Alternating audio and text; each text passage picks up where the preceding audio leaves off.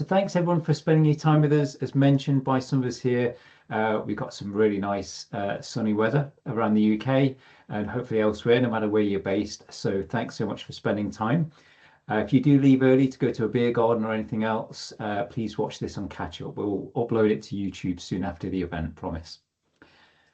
So we'll get the admin out of the way. We use the Microsoft Event Code of Conduct. Anyone's got any issues at all, just speak to me or head bouncer Sarah Jones and we'll take care of anything. But it's always a nice crowd, so we don't anticipate any issues.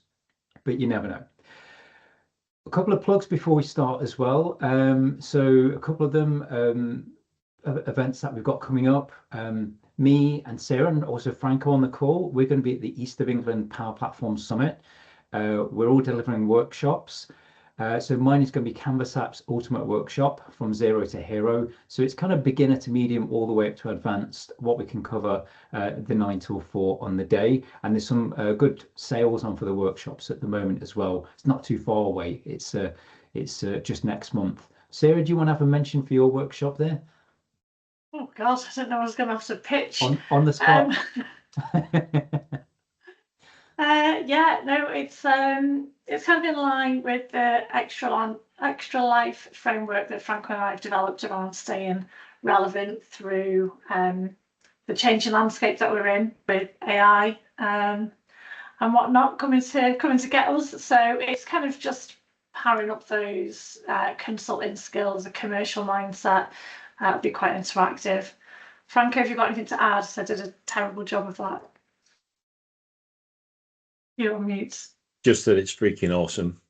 But yeah, very much about being commercially minded and which skills to lean into to either go land the jobs, because I feel like people are going to have to pitch for work much more often, doing career changes more often. So I have to just be sharp and be the one that gets hired.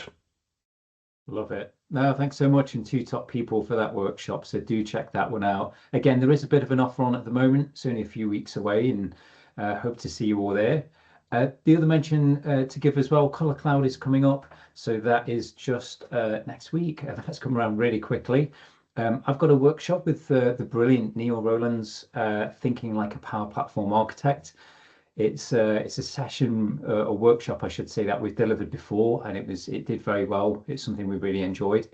And me and Sarah Guest have got a Power BI session as well, just about embedding Power BI and all the options we've got available. Sarah's certainly more of a Power BI expert than me, but we've both got a lot to offer there with Power BI and apps. So again, if you make it to any of these events, just catch up with us. Hope to see you there. So we have two fantastic speakers tonight. We have AI legislation, what you need to know, by the fantastic award-winning Areti. So really looking forward to that. Super on topic and super useful at the moment, particularly with a customer of mine, because the tech side of things is all well and good, but knowing where you stand legally and all the other regulations, super important. So going to be a good one there. And after that, we've got the awesome Reece Campbell with I need a custom UI in my app. What are the options? And there's certainly plenty to dig into there. So really looking forward to that and learning more.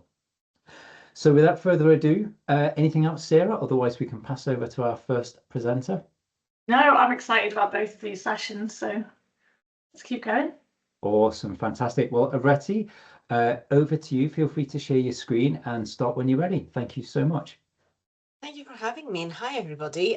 So to say that I have embraced the Power Platform High Five theme is an understatement in my deck. So please do enjoy. The slides that are going to come up. They are very, very colorful. Are you able to see my title slide? All good? Perfect. Yeah. Cool. Lovely. All right, so I can see you as well, which is lovely. So I'm just going to move some stuff around so I can make sure if anybody raises a hand, I know where you are, and I can come and get you. Cool. So we are going to talk all about AI legislation. I'm going to spend the next kind of half hour or so giving you a bit of a whirlwind overview of all the things you need to know at a high level when you are doing work in the Power Platform and D365 and with co-pilots in terms of what you need to be aware of when it comes to legislation. And why do you need to be aware of it as well? So what the impact is and what changes are coming, because there's changes coming. So for those of you that do not know me, feel free to scan the LinkedIn QR code and let's connect, say hi.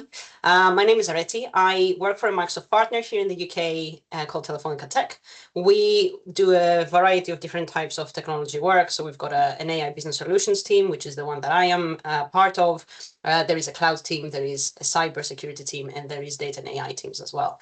So I look after I'm the head of professional services. I look after the professional services delivery team specifically, and we do projects that are Dynamics 365 CE, ERP, Power Platform, Agentic AI, or Copilots as well. So a little bit of anything to do with AI business applications remotely linked to professional services customers.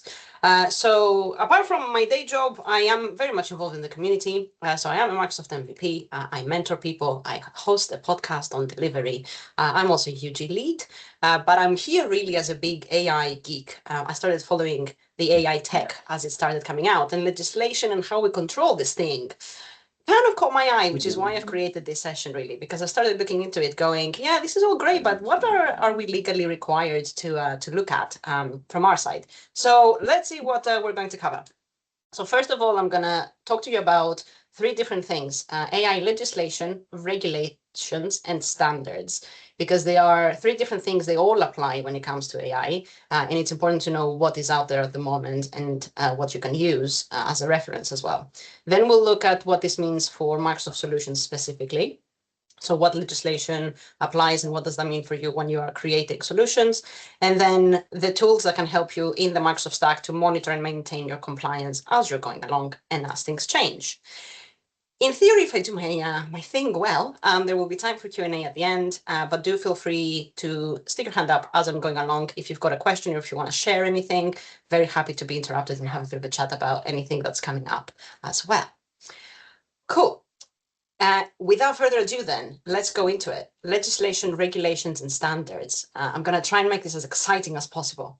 So first of all, the question is, what's the difference between the three? If you've got legislation, regulations, and standards, what do you need to care about and at what level? So legislation is really what you must obey when it comes to creating or using AI solutions. So this is something that's legally binding.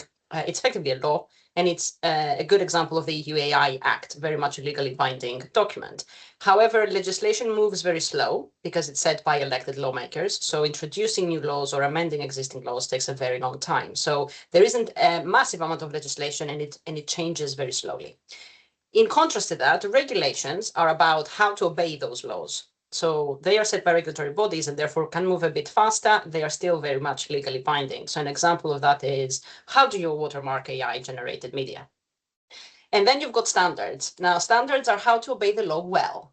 So for example, how do you do AI risk management well, which is a legal requirement?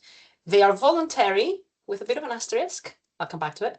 They're not legally binding, but they can become legally binding if they are mentioned in a regulation or legislation. And in that case, they do sometimes become binding. Now, the reason why the voluntary bit is an asterisk is because normally when standards are implemented and they're out there, you will see a lot of companies starting to get certified on those standards or adopt them, and then they have a competitive advantage, and then everyone else wants to have that advantage, and then it's an industry standard, and everyone needs to have it. So although it's not a legal requirement, it becomes really an industry requirement. So there is that element of them being voluntary, but often they end up not being voluntary at all in reality. The other thing that we need to be aware of as well is that there is that element of, why do we need legislation in the first place? And the answer is because we need to protect people using the technology, and the development of the technology needs to be done in an ethical and transparent way. The interesting idea that I came up against recently, and this is an old one really, 3 years ago, Brad Smith, who's the Microsoft president and looks after the legal teams, said that we need a new law, that there should be a license for AI as we have licenses for cars or other products. So maybe we will all end up in a world where you need an AI license to develop AI solutions, or even to maybe use them, I don't know. It's an interesting concept. It hasn't gone anywhere as far as you can see in the 3 years, but that shows you that legislation is an ongoing thing. And what we are looking at the moment in terms of the world is legislation in different states across the globe. So in the European region, very much the EU AI Act is very comprehensive, and it is very much adopted. Then if you look at the US, you've got NIST, which we'll talk about in a bit, which is a framework, so not legal, and not a legal requirement, I should say, but very much widely adopted and referenced. Canada had a go at creating some legislation, but it didn't quite happen, which is why that's grayed out. And then you can see in the rest of the world, there is a lot of different acts or frameworks. And really, we've shifted from should we regulate it to how fast do we regulate it and how strictly, because we do not really want to hamper innovation.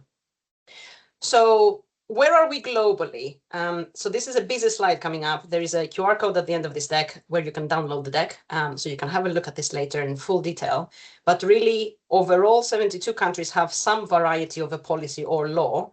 But the main issue everyone is having is this innovation versus regulation debate. So you can see the differences between the European Union that has the AI law, whereas in the UK, we don't have any laws, but we have security regulations, sector regulations, including security ones in the different sectors. So if you're a company working across different sectors, you've got different legislation against the different sectors that you need to look at. So there's no single act. Then you've got the United States, which I've said there in brackets, Wild Wild West. So every state is doing its own thing. You've got over 1,000 state bills. So if you're looking to implement AI being used in the United States, you kind of have to look across all of those and figure out what your approach is. So it all becomes a bit complicated. At the moment, there isn't really a single way to globally say I'm compliant with AI. It's all based on the country you're in, who's using your AI, and all of those sorts of things. So things to be aware of. However, overall, the things that you need to know in terms of legislation, regulations, and standards, there's really only about 4 or 5 of them that are key. The first one is Microsoft's own standards. So Microsoft developed their own AI standards back in 2019 when they started developing AI solutions, and they shared those externally in 2022. So you can actually have a look at their internal guidance that they have for designing, developing, and deploying AI. So if you haven't, it's definitely worth having a look at that. It's based on the responsible AI principles that you may have come across before, and it really applies to everything that they do. So definitely worth having a look at the AI standards that they have created. The other thing as well is ISO standards. There's 2 main ones, both introduced in 2023. So you've got 42001 and 23894. Interesting number there. So 42001 is an international certifiable standard, and it's all about creating and managing an AI management system in your organization. The second one, 23894, is specifically about risk management and guidance on how to do risk management well. Not certifiable at the moment. There's other standards as well on explainability, transparency, AI impact assessments, you name it, there's loads. But the 2 main ones that people are complying against at the moment is 42001 and 23894. So definitely worth looking into those as well. Then you've got the National Institute for Science and Technology, or NIST for short, AI Risk Management Framework. So NIST AI RMF. How many acronyms can you fit in one thing? So this one is very much around, as you would expect from the title, a risk management framework. So it's all about AI risks. It is voluntary, but it's been integrated into a lot of regulations, particularly in the US, and it is referenced globally, and it is very much the governance standard in the US. And there is specific guidance on LLMs and Gen AI recently, and they have created a lot of other things to support it, including something called crosswalks, which I love the name of. It's basically linking their framework to other things like legislation, regulations, and standards. So they have a crosswalk over to 42001, as an example, how their framework links to an AI management system. So it's all really interesting stuff to have a look at. And then the final one is the biggie, which we'll focus on the most because it is the most comprehensive, the EU AI Act. So not new, it's been around for 2 years almost. So implemented in August 2024, but it is staged in terms of the regulations within it that are coming into effect. The next big part of that is in August this year. So I'll tell you about that at the end in terms of what is there and what you need to be aware of. The important thing to know about the EU AI Act is that it's about governing the development and use of AI, but it is not only for the EU. You need to adhere to it, and you are legally bound to it if anyone is using your solutions or you're deploying solutions in the EU for EU users. And we'll talk about what a provider or deployer is and what the difference is in a minute.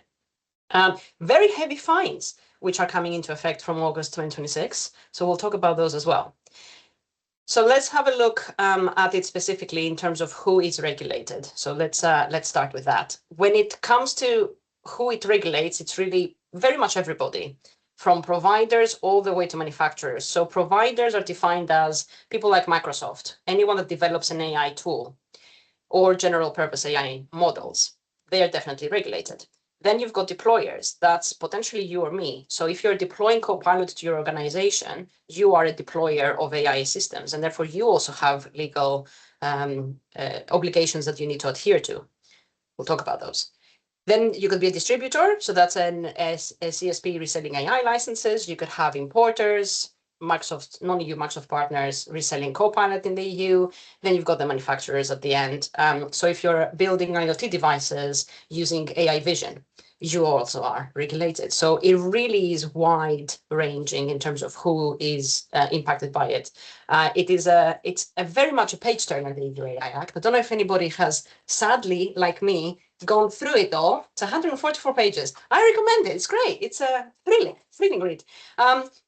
It has a risk approach to what applies to you and what AI applies. So they look at what you are actually introducing as a solution, and then they give it a different risk level. And based on the risk level, you've got more or less legal obligations. So if we start with the risk levels, they go from minimal to limited to high to unacceptable, basically banned. Minimal risk would be something like using AI for forecasting in your Power BI dashboards. That one is very much permitted. You don't have any additional obligations, and it's a general product safety applies, really. There isn't anything additional you need to worry about. Limited risk would be something like having emotion recognition for your call center calls. You need to make people aware that emotion detection is being used through AI as of August this year. D365HR, you could be using AI to screen candidates or rank them. That is then high risk because you're effectively scoring people. And therefore, that is still permitted, but with very strict controls. So you need to look at full risk management. You need to have transparency and human oversight and documentation.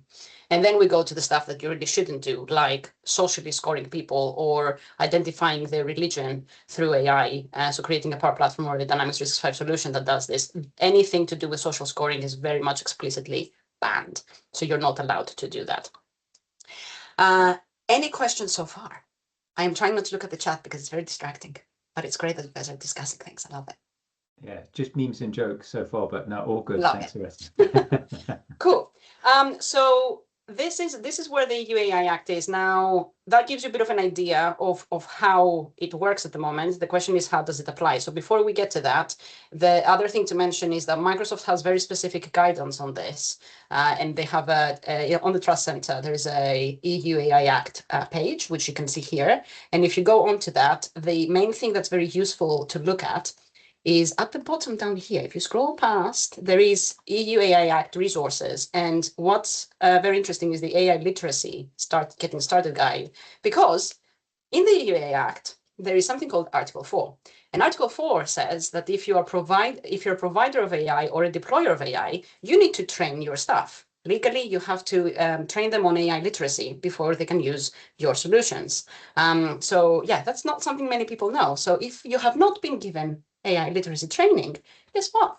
You kind of need to. So think about that. It is very interesting because it's effectively just a simple PDF that gives you links to the different Microsoft content that exists for training. And they break it into using, developing, or developing a responsible AI. So you start with general AI fundamentals, and it goes all the way through to things like advanced deep dives for fairness-related harms in AI systems, for example. So it's all very interesting, and it's a very good thing to kind of look into. So if you're interested in that kind of thing, have a look at the Trust Center, because they give you a lot of information and guidance on how they comply with the EU AI Act as a provider.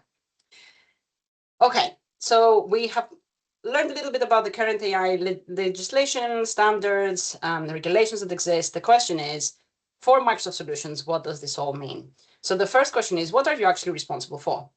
So when it comes to creating any AI tool, you will either be a deployer or a provider. If you're a deployer, which means you're using Copilot, for example, Microsoft owns the AI system. So you're not the provider, you're just the deployer. And therefore, you need to handle sensitivity labels on your data, effectively to protect information. So how Copilot is going to be able to, what data Copilot is going to be able to surface. Data loss prevention to make sure things that can't get connected to things they shouldn't. Identity and conditional access.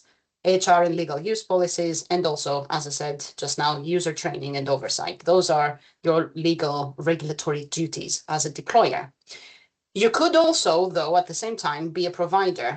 And you're a provider if you create custom AI. So you're using Foundry, for example, to create your own models or Azure AI custom agents, or you're using Copilot Studio to create your own agents. You are then a deployer because you own that AI system. You've created it. So you're not just a deployer, you're a provider.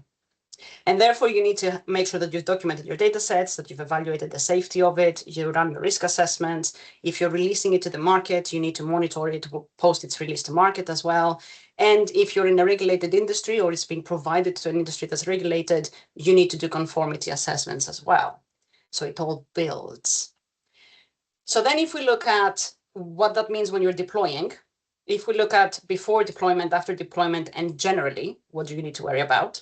Before you deploy, the kind of things you need to think about are classifying it against those risk tiers against the UAI Act, as an example. So is this a minimal thing and therefore standard general rules apply, or are you creating something that is very high risk, like in Dynamics 365 HR, ranking people based on their CVs, for example? Then you need to look at whether you need to do any privacy impact assessments or PIAs or data protection impact assessments and security risk assessments. Again, depends on what you're creating. And this is more around GDPR and things like that as well. So pre-existing legislation. You obviously need to document what you're doing. You need to perform your testing, and you need to make sure you're complying with Microsoft's guidelines, guardrails, and their own standards. And remember, there's the Responsible AI dashboard that has a lot of tools on this as well. So all of that is things you need to consider depending on what you're actually pushing out into the world. After your deployment, you need to make sure that logging is turned on because you need to manage your prompts, your outputs, the system decisions. You need to have your humans in the loop to monitor, particularly if you're doing high risk things. And then you need to be continuously monitoring in case things go sideways somehow. So that's what you're after the deployment, things that you need to have in place. We'll look at what you can do about those in the stack in a minute. And then the final overall thing is that you need to make sure that you're audit ready for regulators, because as of August, regulators can come and knock on your door and say, show me you are compliant with everything that you should be compliant with. So you need to have documentation ready to provide that. The other thing as well is that you need to make sure you are aligning with Microsoft's guidance on Copilots and Azure-based models for the UAI Act.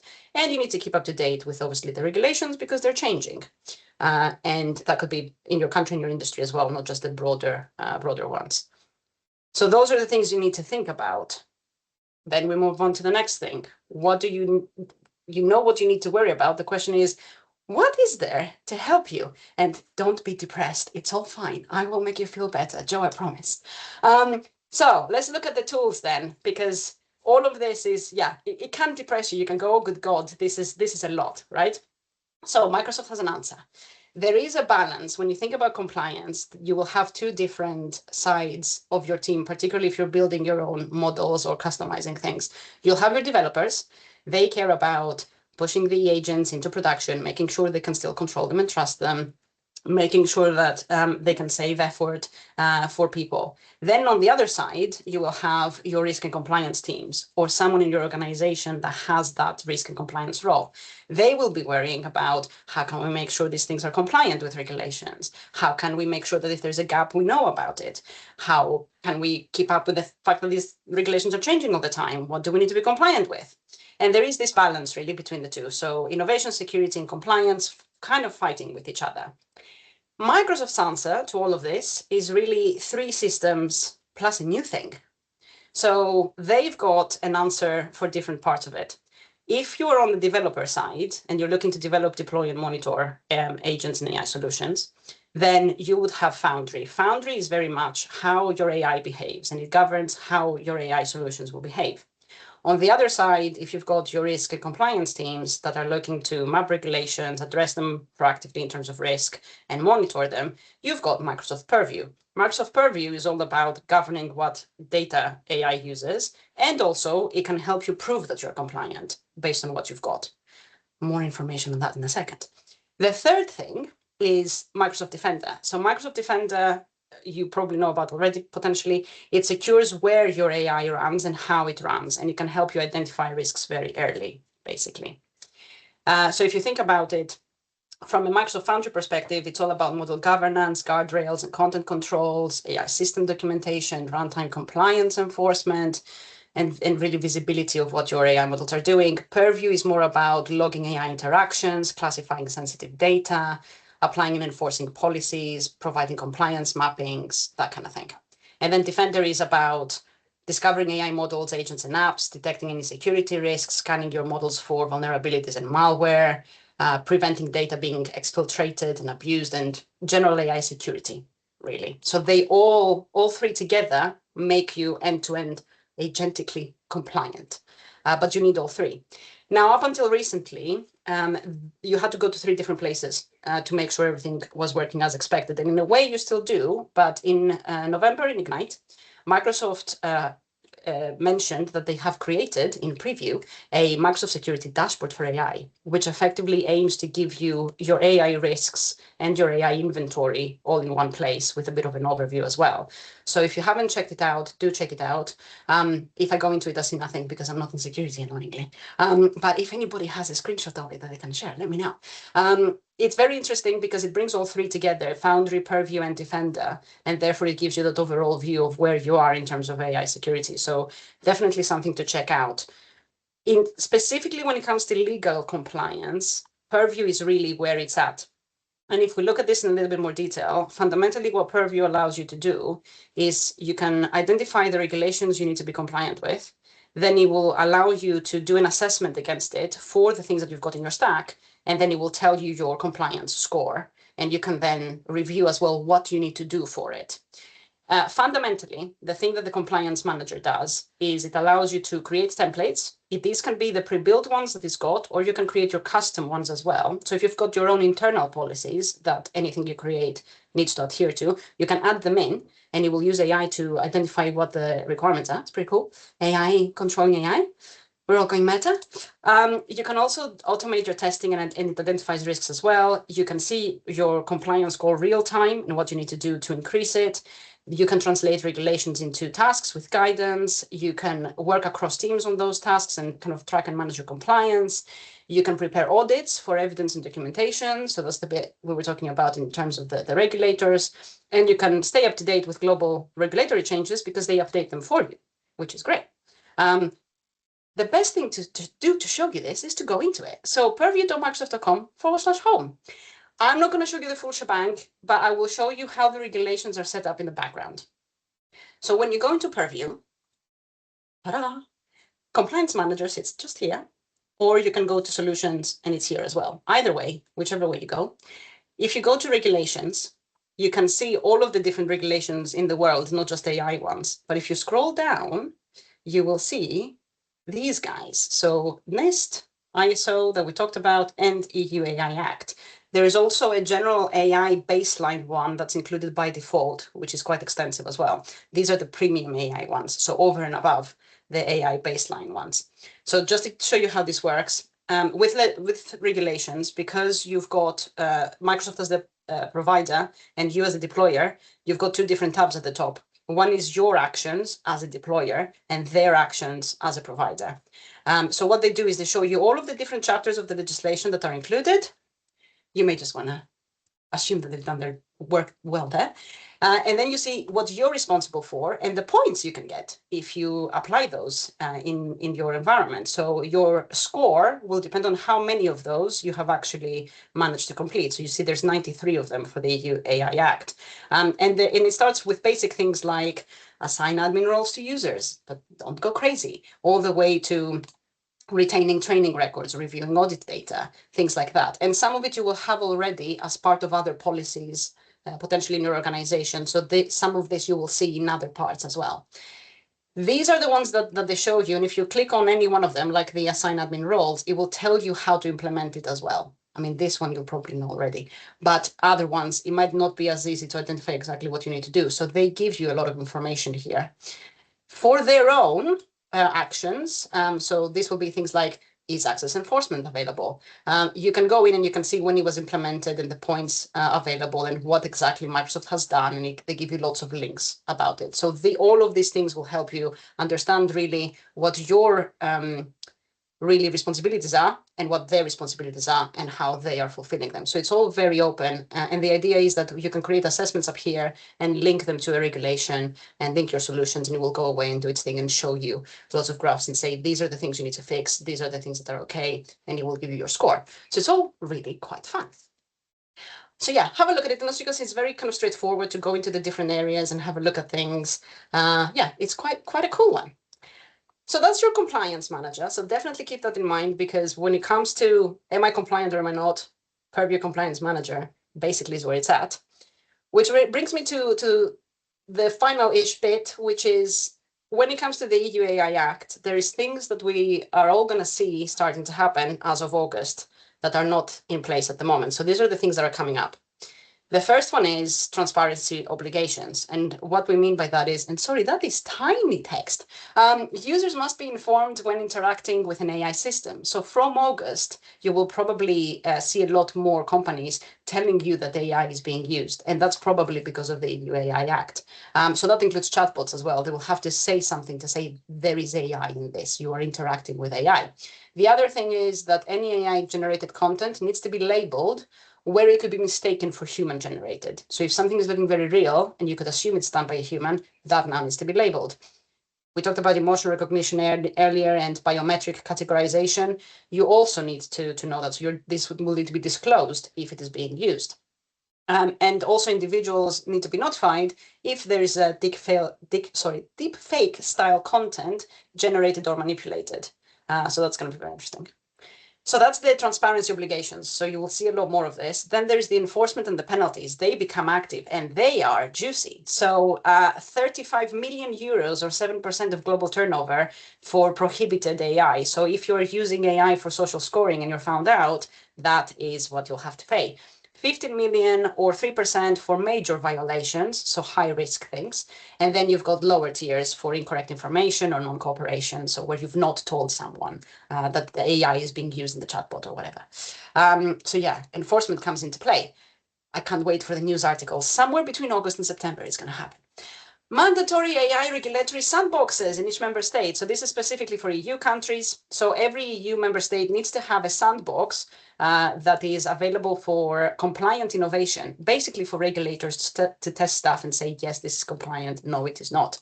The other thing as well is surveillance and reporting starts. And what that means is that the regulatory bodies that put out the regulations have the ability to come and ask you questions. So they can ask for technical documentation and logs, order you to take corrective action, or just withdraw something completely, and they can share that information across the EU. The other thing is that organizations need to cooperate with regulators and obviously report serious incidents and any malfunctioning AI, and they need to maintain their compliance evidence. So that's again where Purview comes in. And the final thing that doesn't apply to many of us, because I don't know if you're doing lots of high-risk AI, but if you do, those obligations come into effect from August as well. So really what we're looking at here is having risk management, data governance, documentation logging, human oversight monitoring, and also things like, recruitment and HR decision-making is one of them. Creditworthiness, loan approval, if you're using AI for those, biometric identification, that kind of thing is what additional legislation comes in for. So fun, question mark? So what does this mean? What do you need to do? This is all great, but what do you need to do? I think you just need to do 5 things. This is it. There's nothing else. The first one is ensure you're compliant. So build your AI inventory, and that security dashboard that's in preview helps you create that AI inventory as well. So identify any co-pilots and any other use cases you've got, any data sources, any systems, any users, because that is also something you need to have as of August. Then you've got risk classifications. So you need to make sure that you identify each of the co-pilot or AI use cases that you've got. Where do they fall in terms of risk? So you know what your legal obligations are. And then your governance, if you don't have it already. So having your logging, having your privacy impact assessments and all your other assessments, your DLPs, your risk testing, and having a look at those standards I mentioned at the beginning. Are there any that you should be looking at in terms of either getting certified in them and applying them or following them anyway? Training your organization, if you have not, that AI literacy. And the final one is all around scoring and life cycle oversight, really, of your solutions and auditability, because very much frameworks focus on that. Use your Purview Compliance Manager. Use the security dashboard. That is it. Q&A time. And I think there's things in the chat. Scan the QR code on the right if you want the slides, the left if you want to connect. So yeah, let's discuss. Who has questions? Has anybody got questions or things they'd like to share? I just popped one in the chat that I was just getting a QR code for the slides. Yeah, so from the monitoring of those regulations and the behaviours of the companies, these things that agents possibly could do, is there a law about using agents to monitor your compliance, or does this require human? I'm thinking it from a career perspective. Yeah, so the question, I guess, is can an agent be set up to monitor compliance, and where does that sit? Because that's, yeah, the answer I think is yes, because Purview uses AI a lot really to check a number of things. The only difference is that if you create that AI agent that is your compliance agent, and it could be for your internal policies, for example, you need to make sure that you are documenting it correctly, testing it correctly, that kind of thing. There is no restriction in terms of using AI to monitor anything, really, I don't think. It's really a case of having the right controls in place. That's really what the regulation and the legislation is all about. Okay, interesting. Because there's people that are wondering where their career could go now with AI, and maybe this is a direction that there will be skills gaps in. So that's interesting. Thank you. That's all right. Joe says, if you wanted to advise other companies about these regulations, specifically you, what certification qualifications courses should you look at? Oh, that's a very good question. I'm not a lawyer, so I don't know legally if there is a specific course or anything. I know that the ISO certifications, one of them is certifiable, so that is an obvious one for the AI management system. But I will look into that and come back to you, because yeah, that's an interesting one. What certifications and qualifications, like outside of being aware and having a compliance kind of team looking at it, it's an interesting one. I'm sure that legal teams within companies will be looking at this specifically in terms of what they actually need to do. Do we know who's going to enforce it? There is regulatory bodies. So if you look at the countries table, for example, in the UK, if I take that as an example, there's different regulatory bodies that are going to be enforcing the different parts of it. Obviously, the UK is not in the EU, but in the EU, there is the relevant regulatory bodies that have implemented the specific regulations. So it varies is the answer. It depends on where you are in the world. But yeah, that's a good question as well. Who's enforcing it? The answer is, if it's regulations, regulatory bodies. If it's laws, lawmakers. So yeah, it's very much the GDPR for AI. I think is fair to say. 2 minutes to come back to you. I might fail that SLA, but then again, I didn't sign a contract, so I think I'll live, Jill. Yeah, and yeah, you could all be enforcing it. Sarah has a point. You could all be enforcing it. Compliance is the responsibility of everybody, not just the legal teams or your Purview compliance manager. Definitely. Have I missed any other questions in the chat? Something about cowboys. So. Go for it, Sheena.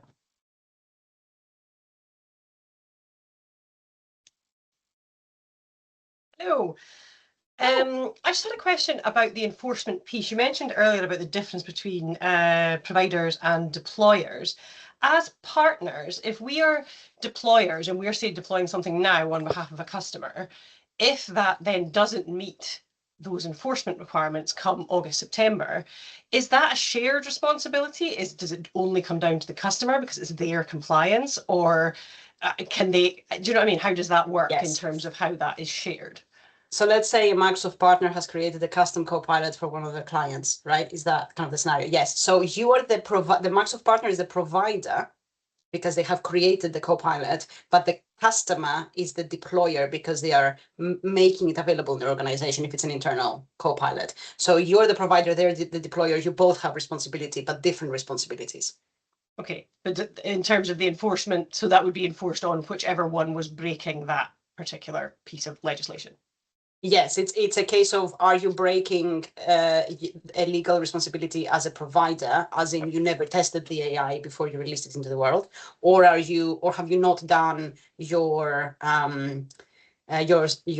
sensitivity label settings in SharePoint, so that you've got like documents that the Copilot can get to that has personal information of your customers, for example. So that's the customer, the deployer's responsibility, not you as the provider, because you're giving them the tool, but how the tool is used and how it's managed, that's all based on really what they have internally, what their settings are, and you're not responsible for that, but they are. They need to make sure that they've set that up correctly. And of course, you can advise them on it, and help them with it and all of that good stuff, but the legal responsibility sits with them officially.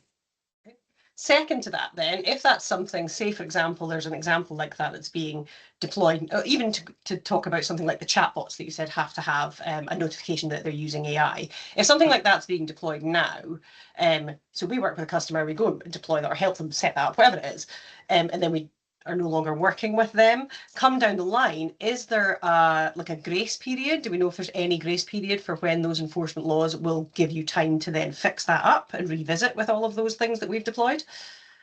I'm not sure that they have given limits for if they give you a warning and they say you need to fix something. I'm not sure if there's a specific timeline, generally speaking, that applies. I think it will be on a case-by-case basis, depending on what people have done. I wonder if this will change, because the enforcement isn't coming in until August. So people have been told about the EU AI Act for a long time, but these things are not being enforced until August. So I think it might change once they do start looking at what people are doing and enforcing it. It might change, and we might actually get guidelines of how long you've got to respond. Or it could be that it is hidden somewhere and I'm completely forgetting that there's a specific timeline, but I don't remember seeing anything like that. So I don't think there is one. Yeah. Thank you. That's right. Great questions. And yeah, let's not talk about sensitivity labels. We'll be here all day. I agree, Joe. Cool. If you're self-employed but are working for a customer on a daily rate contract, are you on the hook for anything that you develop? You're effectively an employee of a customer. The customer is a provider and you are building the solution. So you personally, no, unless you've got a contract with them that I imagine says you bear legal responsibility for anything that you create. So unless there is something like that, I think they, as the organization creating the solution, albeit you're creating it personally, I think they are responsible, not you as a person, unless legally there's something to say otherwise, if you are accepting that responsibility as a contractor. But again, not a lawyer, but I assume that is how it would work. That is an intro, just thinking there about IL-35 and all the other regulations that could come with that. Yeah, I actually think outside IR35, because you're not actually an employee, you could be liable. It depends on how you're brought in. It does come down to your statement of work, your contract. Yeah, absolutely. Well, that was awesome, as always, Areti. I always love your sessions, and especially with the high five slides. So thank you very much. Yeah, thanks, Areti. Great questions, Thank you for everyone, as having well. me. That was absolutely brilliant. Really good. Awesome. So, shall we hand over to you, Reece? Are you ready to go? I am indeed. I'll just share my screen. And someone can give me a nod to say that giant Looking good. Yeah. is there. Thanks, Reece. Excellent. Good evening, good morning, good afternoon, wherever you're joining us. That's an old habit from my show, but I like to start that way. Today, I'm going to be going through custom UIs. Not quite as sexy as AI, but we'll get to that. But still a very important topic. And to be honest, I've been talking about this probably for as long as I've been doing this. And we'll get into a little bit on that in a moment. So who am I? I'm Reece Campbell. I've been working within the CRM as long as it's been CRM and Power Platform since then, pretty much. That's not entirely true. I started in CRM 4, so it's 15 years now. But I've always been in the techie side of things. I've done loads of different roles, but ultimately I always come back to actually developing, architecting, and working hands-on keyboard. More recently, I've started contracting to stick to that, really. So I'll share some QR codes later on, so just like Areti did, but my LinkedIn, you can see, if I scroll down, so back to 2011, started my journey in the world of CRM. and I was building UIs back then. So this is nothing new. This is what I really want to get to on this, is to talk about how not new this actually is. The other thing that I like to just point out, my own YouTube stream, I've been on hiatus for a bit, but I'm coming back. So do join me in future on that. So there's been a few on here that have actually joined me. Thank you very much. And I will be, like I said, I'll bring that back soon. So that's kind of me. I do like to talk tech, but this particular presentation today is not actually about how to do the techie stuff. This one is much more about what the options are, why do we care? So that's why what I do is an element of importance there. I like to do the code stuff. I like to do the development side, but that doesn't mean that's the right tool for the job in all cases. So it's the architect side and the BA side that I'm leaning on more for this presentation. So UX, UI, people throw the terms around interchangeably. They are different. It is important just to call it out initially. So UX, user experience, so that's the how, the why of using something. What am I doing? Why am I doing it? Why is that button there? And as you can see, one of these is AI generated, the other one actually someone has built. But the little cartoon on the side is quite funny, I thought. It's not actually true, but it is funny nonetheless. So the UX, like I said, is the how, the why. The UI is really just the layout, the design, the colors on top. So the UI is actually more to do with how the information is presented. The UX is how you use that information. That's kind of how I like to think of it, but they are both used at the same time in many ways. The diagram on the right is a little bit more interesting because it's showing you a very famous brand in the world of ketchup, two different bottles. So the one, the original, leads to a horrible UX of, oh, I got to hit the thing to get the ketchup out. Whereas the nice squeezy bottle on the right gives me a much nicer user experience. So that's kind of it's a really nice way to visualize the difference between those. All right, so with that aside, let's get straight into the meat of it. What are the options? So I'm going to be focusing on model-driven apps. That is my background. That is where this is really relevant. The Canvas apps is a different thing because it is its own UI. You're starting from scratch. Power Pages, since we have Franco on the call, is again a totally different thing because you're starting from scratch and you're designing entirely. So what I'm focused on here is more model-driven apps, therefore, by definition, Dataverse as your backend data source side of things. So we've got, on the left-hand side there, we've got customizations. So views, forms, and dashboard. iClass is UI. They're out of the box. They're just there, but they are UI. You can lay out a form in many, many different ways. So it's important to use that as your first layer of UI. Whenever I'm working on projects, I always focus on data first. And data first, the first step is get the form in a layout that makes some sense, because that's half the battle. If you can actually get the form in a format that users already find useful, you don't need to do anything else. So do focus on the views and the forms. There is quite a lot you can do with forms. I put view in there as well because it is the entry point for all of this.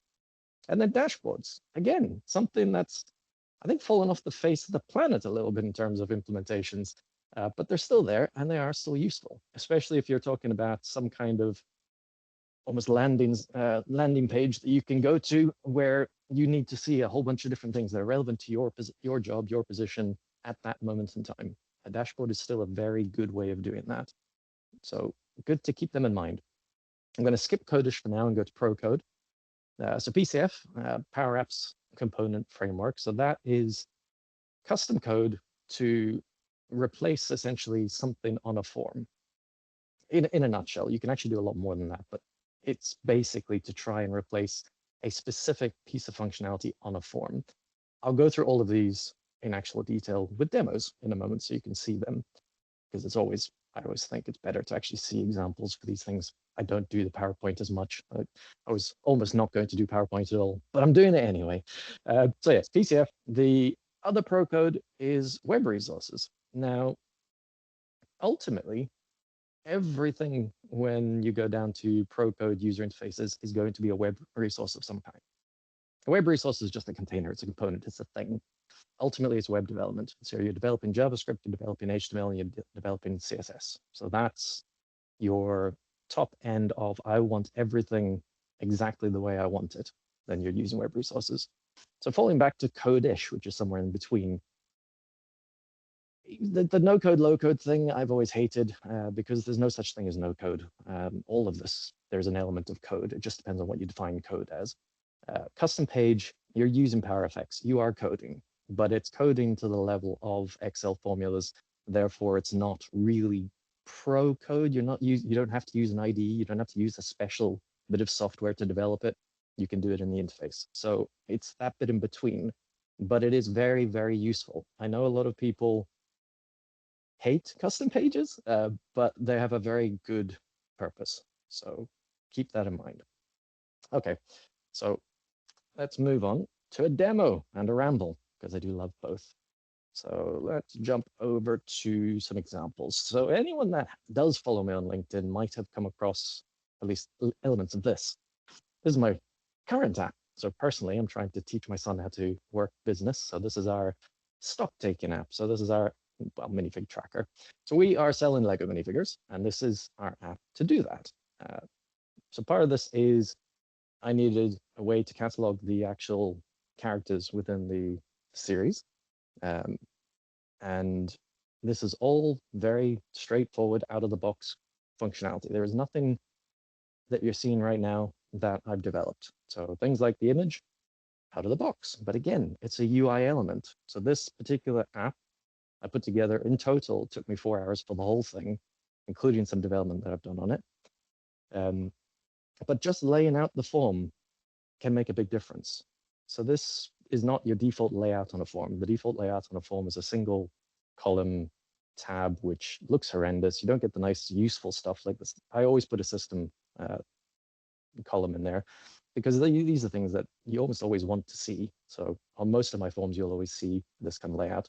I would highly recommend that across your projects, across your implementation, you do think about what is the standard form? What should it look like? And have a template, have a general view on it. So if there's, for instance, something like this, there's not a lot of data that I need on the form, then 2 columns, plenty. If I have something where there's a lot more involved, then I'll have 3 column layout, and then you think about where things sit. But this is still UI. So it's just good to keep that in mind. And if we go over to the other form, so now we start delving a little bit further in. So you can see the views themselves. Not much you can do with a view, although interestingly, I found this out just the other day when I was doing a demo. You can group by, and it does it in the actual view. That's pretty cool, because that comes up every now and again as a requirement. They want somehow, the user wants somehow the ability to show things in a view grouped by stuff. And I know that you can do it. I just hadn't realized that added it right there. So it's a good example of trying to stay on top of the features. We're on a platform that is a moving target, and everything's changing all the time. It's a good idea to get in there and try and pay attention to what does change. I find best way to do that is more often than not to try and build something and see what happens. Just taking a quick look at the chat that's in there, I can see, James, you're talking about vibe coding. I'll come to that in a moment, because it's part of the conversation. But I will leave it to much later on. Okay, so let's open up this form. So this one's a little bit more complicated. I'm still in two columns, but now I've got a quick view. So again, I'm using out-of-the-box features to give me capability on the form. I don't need a custom component to show an image when I can just simply show this quick view of the related minifigure. And that way I can put that image on there. I always will advocate when it comes to working with customers, give them the simplest, quickest option first, see what they think, and then take it from there. Because to put this quick view form on here, based on the fact that I've already got it on the minifigure there, that takes, I don't know, 7 minutes. To actually develop a control or a PCF to do that, an hour if you're particularly good or you find it pre-made, a day if you're a little slower. And it adds extra overhead. So while it's not the prettiest thing, it has a border and all the rest of it, it might just do. We're not talking about the most amazing software you've ever built in your entire life. I have to always come back to Power Platform, especially model-driven apps, are business software. It is about function. And yes, capability and nice looks, but ultimately it's about function. So what is the functionality that we can get there in front of the user that solves the problem? Okay, so that's out of the box capabilities, but then sometimes there's always going to be a need to do something a little bit more. And that's where PCF comes in. Now, Power Apps component framework is one of the more recent developments. I said earlier that a lot of what I'm talking about today is the same stuff that has always been there. PCF is the newest kid on the block, so to speak. Well, custom page actually is newer, but anyway, it's in the newer realm, let's say. But at the same time, it's still doing similar stuff to what we previously had access to. So we used to be able to do it with web resources, and now we can do it with both web resources and PCF. So my barcode scanner, I built so that I could scan a barcode. Now, I can't actually show it here because I'm in a web browser, but when I click it, it actually uses the browser, the capabilities of the device that it's on, so I have to run on the phone, to scan the barcode on the box for a Lego figure, which I do not have to hand. Oh, I should have had one to hand so I could show you. But it's a specific type of QR code. And that specific type of QR code could not be scanned using the out-of-the-box barcode scanner for some reason in a Canvas app, which was my first thought. There are also, I went on the next thing, I went on PCF Gallery. If you've come across this, you will know of it. These are pre-built PCFs that a whole bunch of people have created in the past. Definitely worth using to understand what's possible out there. I wouldn't necessarily recommend putting it into a project unless you know exactly what it's doing. This is other people's code. Make sure that you know what it is and that it can be supported. But I had a quick look in here, and none of these were doing it either. So I built my own. So that was what gave me the ability to scan the barcode, and all it really does, scans the number, which is what this the QR code provides, and that just pops it into here. And that's just pure PCF. So it gives me some nice functionality. So that's closer to UX. I could have built other things to do that, but that's a little bit of development that I've done here. So we've covered so far views, forms, dashboards. I'm not going to show because I don't have any good examples there, but it's good to have them in mind. We've done a little bit of PCF. So let's move on in our journey. This one, we're getting a little more complicated. So this is where we start talking custom pages. Now, custom pages are a specific thing. It's not custom UI or custom development. It's custom pages. So a custom page is a type of component that you can put into a model-driven app that allows you to navigate to it. I'm using very specific language there. It is not a Canvas app. While it uses Canvas technology in terms of power effects and components, it is not a Canvas app. It is a different thing. So it has its uses. This is an example of actually what I built for a customer years ago at this point. And it's a browsable list of, or gallery of items. Now there's thousands in here, very, very large list. And what they needed was this to be very, very performant, very easy to see the data. And every time they click a box here, it's actually creating a relationship with this particular item to the campaign that it's related to. And they need the ability to filter using these filters on the side. And that then allows them to select things from there. Now, the way the custom page was used was to get it in front of the user to get them to use it and see if it made sense. So that's personally where I like custom pages. I like to use custom pages as a means to build something very quickly as a wireframe to show the user and to get feedback. Because this custom page took me, I think it was 3 days. Took me a further 3 days to try and make it more performant, but it only took 3 days to put that together. There's quite a lot going on here. I know it might not look like much, but there's a lot more going on in the background. And at the time, I wasn't very good at custom pages. I've got better since. But it allowed me to put something in front of the user in a very customized way that you cannot get out of the box. This is not something I can use a form or a view for. When the users saw it, they said, excellent, like the layout, it's too slow and it doesn't have the filters I need. That for me is when you start to, the question starts. Do we keep going down custom pages and develop it into a more performant solution, which is possible? Or do we cut our losses and go down the development route and actually create a full-blown web app to do this? Now that is up to yourself, your project, your team, your capabilities. Arguably, it depends on who you are going to be getting to do the work. So it might be that you never even build the custom page in the first place, because within your team, you have a really good developer that can do this really quickly. So that's where you start getting into the pros and cons of the different technologies. I would say that a fairly simple rule for custom page versus custom dev is that if a custom page requires lots and lots of data in a relatively complicated layout like this, use it to show it, like get it in front of the user, but ultimately you're going to be developing something custom, because you don't have a lot of control over the performance of this page. Whereas if you build it from scratch in your own technology, you're using your own JavaScript frameworks, you can do a lot more with it. So that then brings me to what we actually built. Now, please do excuse the horrible layout bugs that we've got going on here. I've not looked at this in quite some time. And again, I am not a fantastic designer, so color-wise and layout looks horrible. But again, I go back to it's business software. It does a fantastic job. They do actually use it in almost this format, but it is considerably quicker than the custom page, especially down to the filtering. So I can filter very quickly by selecting a number of different things. It can get very complicated by filtering on loads of different things in here, and it just works particularly well.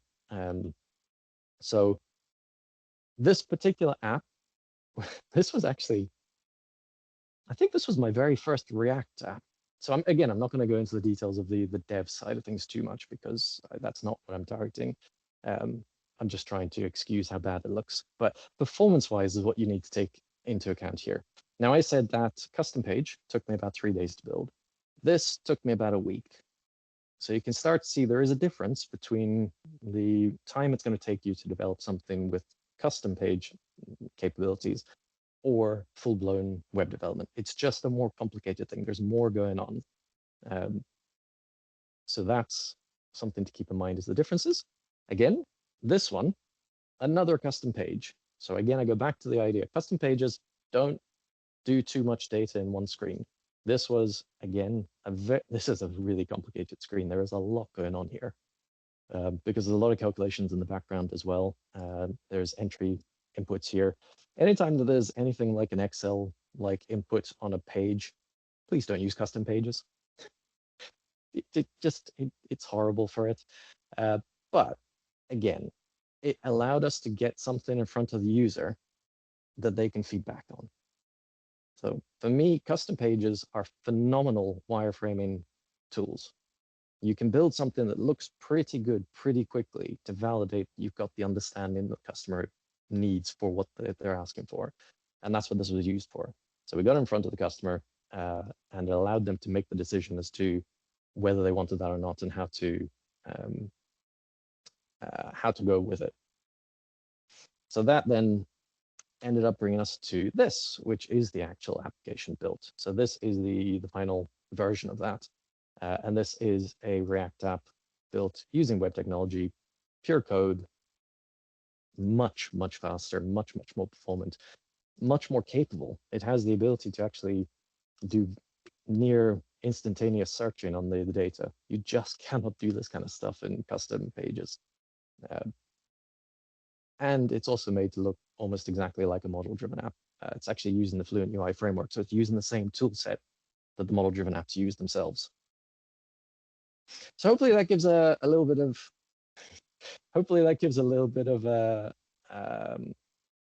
a feel for the comparisons, certainly between custom page and custom dev. That's where you're going to have your biggest choices, I would say. But sometimes it's not a choice between custom pages and pure development. Sometimes you just have to go down the development route because the user interface that they require or that the data that the app needs is not something you can do any other way.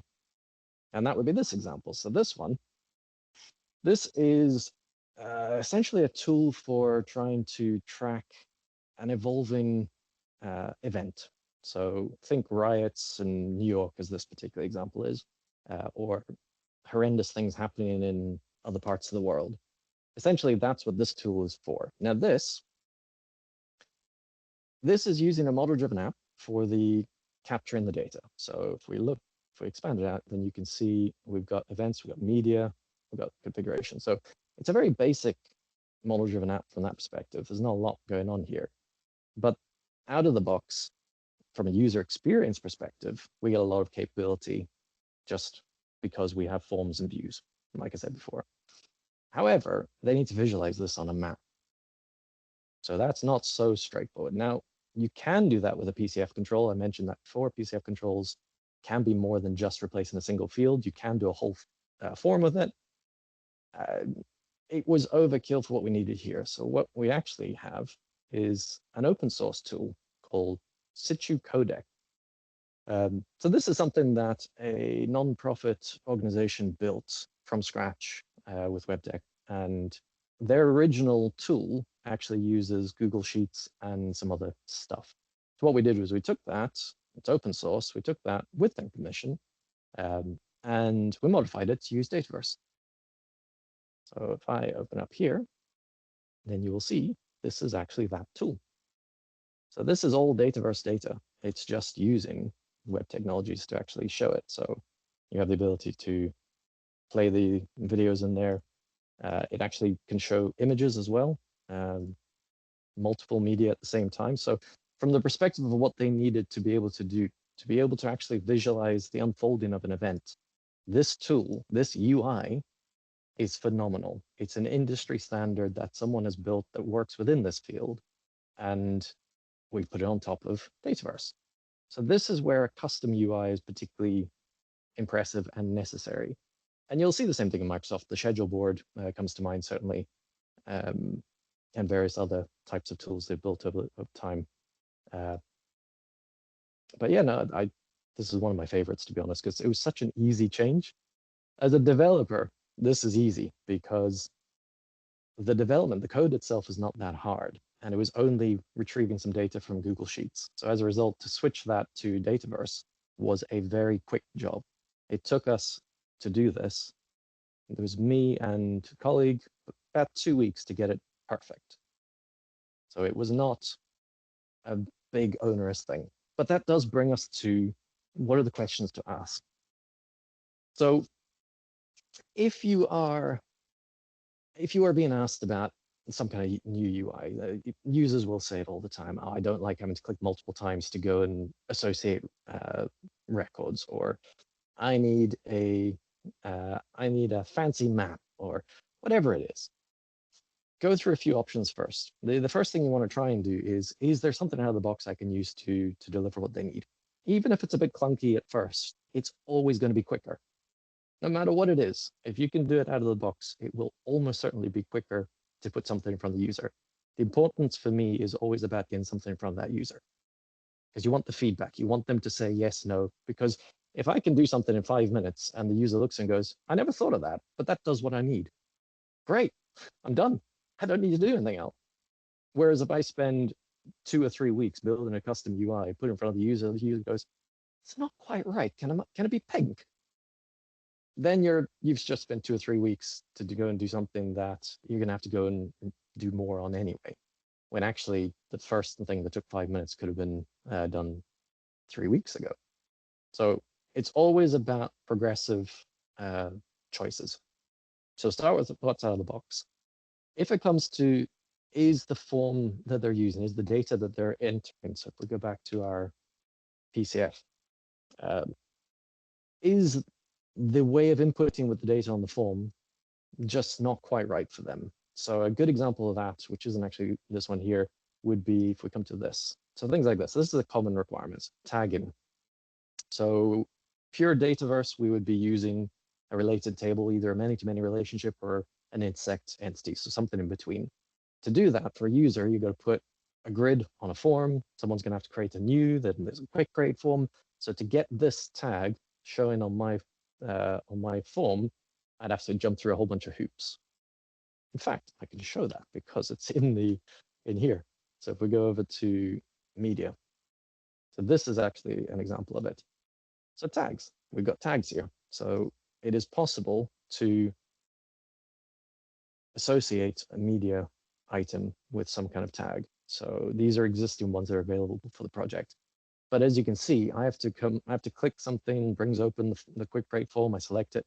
Now out of the box, that works. I showed the user was fine with it. So that took half an hour maybe for me to build that, to architect, build, test.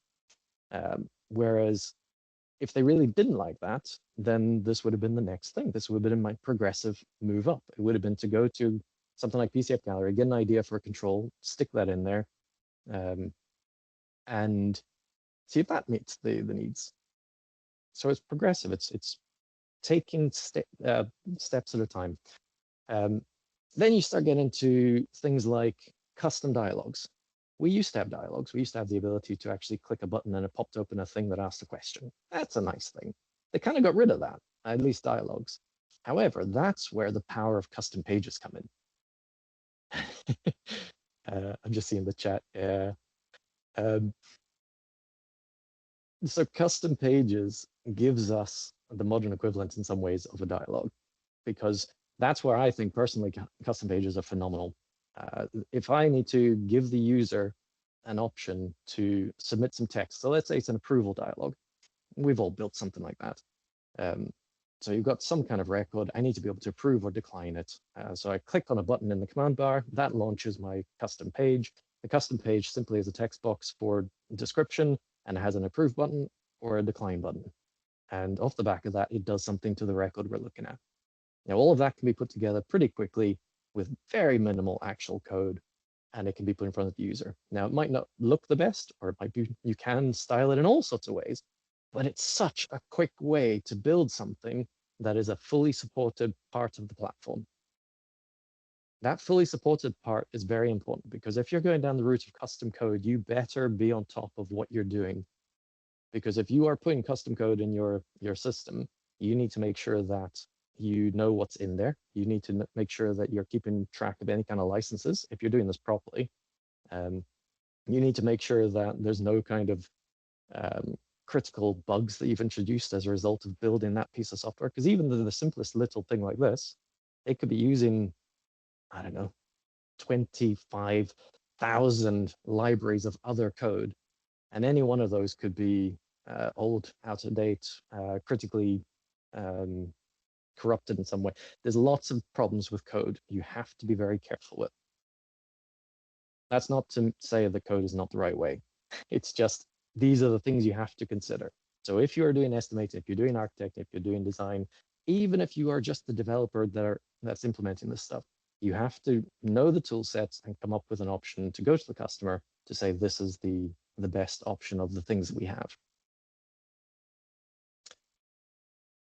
Okay, so I'm going to jump back over to the presentation for a moment, because I just want to make sure that I have covered everything that I wanted to cover in terms of the different options. So we've got the views and the forms, we covered that already. Dashboard we're not showing, but custom page, so dialogues, and like I said, a good way to wireframe, get user feedback, actual experience testing, and to give you what they like to call pixel perfect design, so a pixel perfect UI. So a custom page can be very good for that, but do not use it if it's a very data heavy screen. If there's lots of data on the screen, custom pages are going to fall over at some point, or they're just going to not be very performant. It's really easy to make a bad custom page. So just keep that in mind. That's where you're almost certainly going to need to move to pro code, but that doesn't mean you don't do the custom page first. Because like you've seen already, not all developers are very good at design. Most of us are not very good at design. So it's better to get something functional in front of the user that you can actually use to say, this is what it looks like. Then the user can start feeding back. Oh, no, I didn't expect that. No, I want rounded corners. I want this. And then you can start doing more from that. And then pro code, we've got PCF and the web resource. The web resource being full-blown web development, like you saw with the map example. All right, so AI. had to get to there at some point. AI has to be thrown in. So vibe coding. So you've got the vibe.powerapps.com. That's the latest preview feature for development that Microsoft is trying to roll out in the Power Platform. Whatever it does is still going to be doing the same thing I've already talked about. So anything that it's going to do is going to build on the platform that we already have.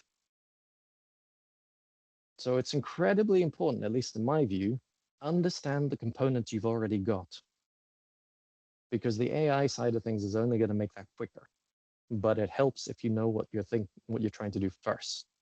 So the vibe.powerapps.com, personally, I'm not a big fan of that because essentially it's Microsoft giving us a tool that already exists from lots of other providers out there in arguably better ways. So vibe.powerapp.com, it's like I'm advertising it. Keep on top of it, understand it, know what it can do. I think that other people that are on here have talked about this in the past. Pay attention to it. It's worth paying attention to. But if you are going down the route of actually creating custom UIs through PCF or through web resources, there is no reason not to use your favorite AI editor of choice. You can absolutely use any AI IDE. So we're talking Cursor, GitHub Copilot, Anti-Gravity, which is the latest one from Google, which is what I like to use personally. All of those understand web technology very, very well. So they can help you build PCFs and web resource web development very quickly. That barcode scanner, my barcode scanner in my app, well, I mean, Gemini built it. I could have built it myself. It would have taken me probably a few more hours. It took Gemini one hour in total to build this thing. I know it's a very simple thing, but I asked it to build a barcode scanner as a PCF control. It built a PCF control barcode scanner. I then checked that what it did made sense. Everything was fine. Done. So what used to take PCF as a developer probably would have taken at least a day, 2 days, 3 days, whatever it is, now can absolutely be accelerated by AI tools. So that's, for me, where AI sits in this journey. You want to be using AI for building the code-based apps and UIs when you make that choice. I personally don't think it's going to help you with custom pages because I think Microsoft are going to get rid of them eventually. Code apps are slightly different. Code apps are actually essentially a pro code version of a model-driven app, a pro code version of a Canvas app, actually. So it's not, a code app isn't the way to go really for this sort of thing, which is why I haven't covered it either. So yeah, AI, not something to be that afraid of. Use it, but I would always advocate understand what you're doing with it. Always look at understanding the basics, the foundations. Now, I've not been paying full attention to the chat, and there's been quite a lot going on. So I'm going to just finish off my slides with my little QR codes, which I threw in at the end, like Areti had earlier. Just while she was showing it, I furiously modified my slides to throw them in at the same time. These are the two things I want to drive you to. So if you want to engage with me in any way, shape, or form, by all means, LinkedIn is where I'm most active on that front. Just go and join, follow there, reach out if you want. More than happy if you want to chat. And then on YouTube, that's where I'm most active on the chats show side of things, which I want to do more of soon anyway. It's always just a bit of fun, and it's just a way to get to know some more of the people in the community, because I don't actually talk so much about Power Platform. I talk more about what people do in the community. So the conferences and user groups and all those wonderful things. Exactly this. So thank you very much. I'm going to stop sharing at that point and delve into the chat. Did anyone have a question they want to throw at me before I catch up on what it actually says? Thanks, Reece. That was absolutely brilliant. And yeah, I would highly recommend everyone checks out Reece's channel. Me, Sarah, many others here have been lucky enough to be guests.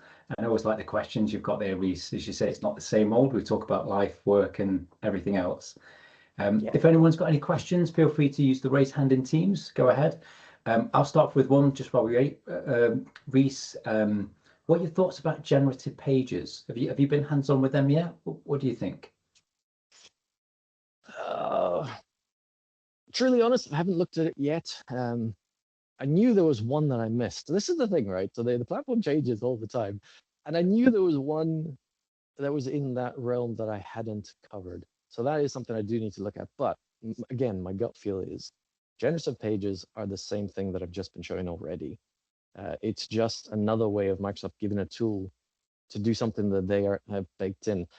My concern with that is always, are you actually using the best tool for the job? Because the web resource capability, everything that you're doing with web resources to develop these web apps is the same thing the tool's going to be doing. So if that is the case, why would I not use Claude Code or GitHub Copilot myself, whatever tool I want to use, because then I have full control over it. And we're talking, at this point, we're talking pro code. The generative pages idea of being like a replacement for custom pages, potentially. But the concern I've got there is the editability of it. A custom page is beautiful because I can give that to anyone that can point and click. Anyone that can build PowerPoint is going to be able to build something in custom pages. It is built that way. So you don't need a developer. You don't need someone with in-depth knowledge of the platform to be able to build a useful custom page. Whereas for code, generative code, or development of any kind, I still think you need developers to do it properly. Yeah. No, thank you. I mean, to be fair, it's only just come out. It's a very recent thing as well, to be fair to Reece. And just recently in GA as well. But I find the same, just as you say, it creates a React page, which is great, but then you've got pro code. So if you need to edit, is there high risk, or does it intimidate some people who are not having the pro code experience? I mean, I do, and it's still quite complex for me because I'm not a React expert per se. So could be the same with code apps, could be the same with Vibe apps and many other things where you get the code behind. Is that intimidating for some? Quite likely, yes. But yeah, it's one of those other options out there, and they seem to come out all the time these days. Great stuff. Thanks, Reece. Any questions for Reece? Some great chat going on, some great questions there, and chat back and forth. It's funny, I always throw the color out there because the common thing that I always say when, especially around user requirements, is when a user says they want a pink button. Like, do you really want a pink button? Like, is that really what you need to make this process work? Because if you do, I can build it. It's going to cost more because I have to build something for that. So do you really need a pink button? And then they usually say, no, it's fine. You can do the command bar button that does what I need. Yeah. James, you got your hand up. Good. It's not really a question, just a kind of my own view. You were talking about stepping things through, and I still think you're underusing the modern commanding capability, the ability to create buttons and Power FX to do things. I'm a massive Power Apps approval fanboy, so I love that kind of stuff. The ability just to have a submit for approval button really is a visibility tool. So I think a lot of that when you step through, be able to create that button in the ribbon and control the visibility can get you 95% of the way before you start doing these kind of custom pages with the button to turn things on. It's underused in the moment. Yeah, and I didn't delve too much into that here because that is user experience for me, but that's why the two do go hand in hand. You can do a massive amount if you design your process properly to have multiple stages. As a result, different stages show different things on the form, and that's all driven by a few buttons on the command bar. That can be more powerful than a whole custom interface that covers everything. So I absolutely 100% agree, especially now with modern commanding. You can do so much in there in a way that you used to have to go and install that wonderful ribbon workbench. You know, it's a wonderful tool, but it's a pain. So modern commanding is definitely much, much nicer.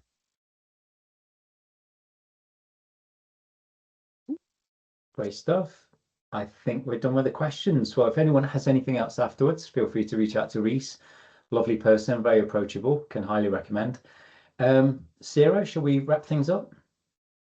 Yeah, I'm all good. That was really great. Thank you, Reece. Two quite different sessions there. So no, really nice to have you both on.